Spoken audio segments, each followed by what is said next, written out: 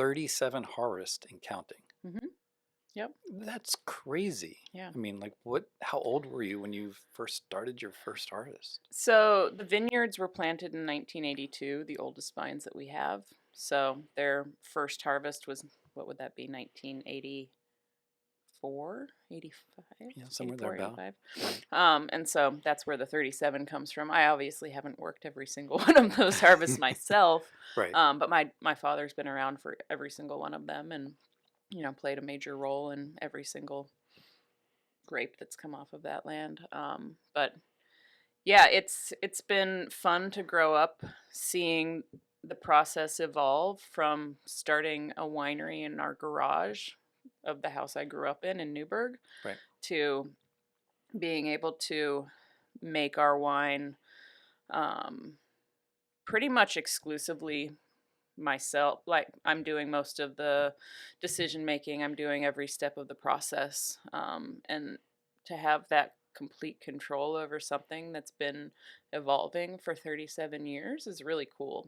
So it's definitely experience over time and a lot of troubleshooting at some point. And um, I left Oregon for a number of years to try other things, get my bearings in the world on my own and, kind of explore other options. But it always brought me back to Oregon, having those deep roots in Ribbon Ridge and having grown up there for all intents and purposes. So, Right. yeah, it's been an evolution of getting to know the land and knowing it probably as well as I know anything else in this world. Yeah. I imagine you were a little homesick when you actually left for that period of time. It was liberating, but I did miss every milestone that happened here that I wasn't here for. So I went to college on the East Coast in Philadelphia, Oh, and wow. my dad would send me care packages with, even though I was in college and might have been a year or two under legal drinking age, I would still get a bottle of wine here and there to share with my friends. And Right. it always made me a little homesick, but I knew that it was always there for me if I wanted to come back. So, Right. being able to explore and do things and do harvest in Burgundy for 6 months and go to New Zealand and do harvest a couple times and spend time in California and learn about the wine industry there, which is, pretty much the pinnacle of U.S. wine industry. I disagree. I think Oregon's the pinnacle.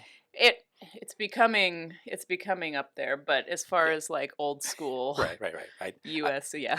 I knew I, what you I meant. love your pushback on that though. I appreciate that because being a true Oregonian, I tend to agree sometimes. Yes. But yeah, learning from people that aren't right here, that Right. have a global perspective, that have perspective outside of Oregon, and then bringing that knowledge back here, I think was really important for me because I don't know, I learned a lot of my own feelings about wine and about what I wanted to do, and then to come back here, get back together with the family business, and then find out that a lot of my thoughts about winemaking and about what I like to drink and what I want to make really aligned with what my dad already had in place. Right. So, maybe it's a genetic thing, and maybe it was me growing up loving Riesling because my dad always loved Riesling, or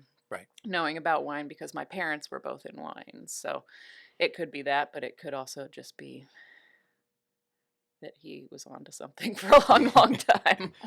Could be. Yeah.